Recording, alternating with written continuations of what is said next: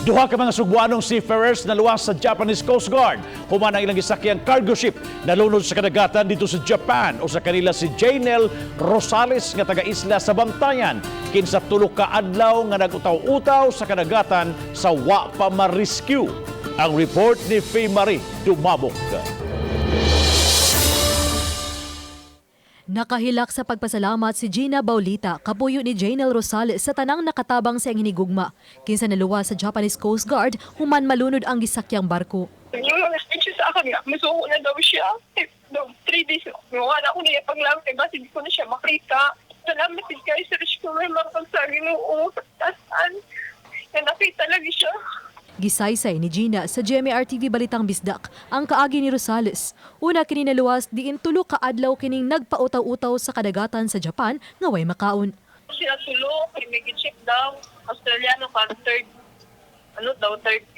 week daw. Tapos siya, tawas siya doon sila, tapos wala siya kita sa iya kaupol.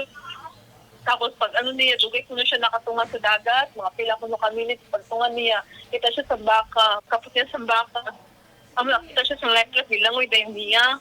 Giisip ni Gina nga dakong grasya, ilabi na nga usa ka buwan pa lang ilang anak ug nagplano pang magpakasal sa sunod tuig sa pag-uli ni Rosales. Si Rosales, 30 anyos, taga Madridejos, usa sa mga deck crew sa dalurod nga barkong Gulf Livestock 1 naluwas niya itong Sabado, Setyembre 5. Sa gipagawas nga statement ni Dole Secretary Silvestre Bello, ang barko nga dunay 43 ka mga crew, 39 ini mga Pilipino.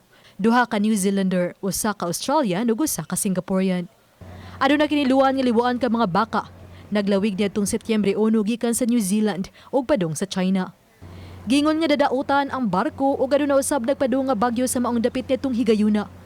Nalunod pagka Setyembre 2 sa kadlawon.